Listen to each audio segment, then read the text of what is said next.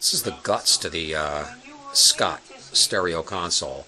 This was manufactured in very late 1958, very early 1959, according to all the date codes that I'm reading on it.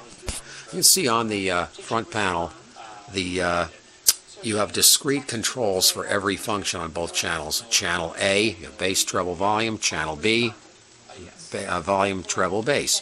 And you have your selector here for the stereo, mono, only channel B, only channel A, and something called high-low, which I don't understand what that is. I don't know what that is yet. You have a loudness compensation switch here, right there, and stereo balance on, off. Now, there again, not sure what that's for.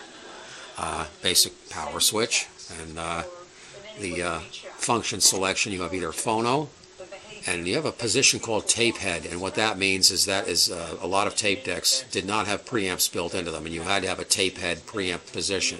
You have an auxiliary position right here, and tuner.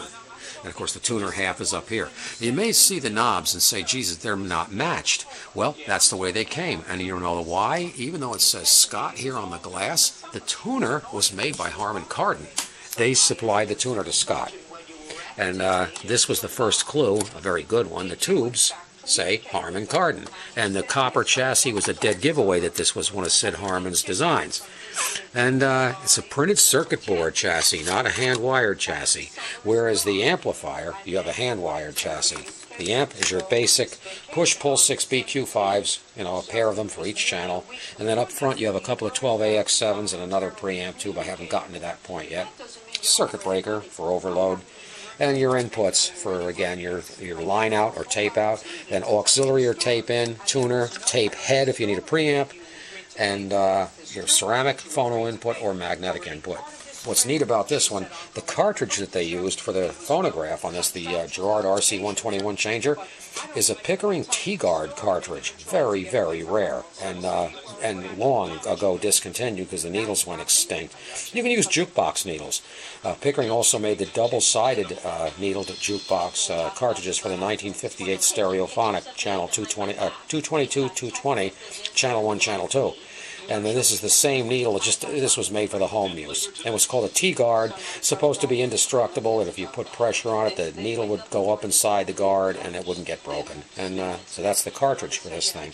But anyway, just in the beginning, we haven't started any repair on this, and it does need a little bit of maintenance. It needs some coupling capacitors and filter capacitors, the usual thing you'd expect it to need. But anyway, it's very interesting that Scott would buy tuners from Harman-Kardon. He had both very good American brands at the time. But why they wouldn't make their own is anybody's guess. And it's obvious it was a marriage between two units, but it was factory done by Scott. Because obviously they went to the effort to have the front panel produced. It's a one-piece aluminum front panel with their name on it, and their name is also on the tuner, even though it's made by Harman-Kardon. But this is the beginning of the console project.